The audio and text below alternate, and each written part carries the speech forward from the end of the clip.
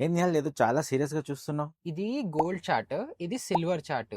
ఈ 2 లాస్ట్ 10 ఇయర్స్‌గా ఎంత రిటర్న్స్ ఇచ్చాయని చూస్తున్నాను. సో, ఒక్కసారి ఈ చార్ట్ చూడు. 2015లో గోల్డ్ ప్రైస్ జస్ట్ 25,000 ఉండేది 10 గ్రామ్స్. 24 క్యారెట్ గోల్డ్ గురించి మాట్లాడుతున్నాను.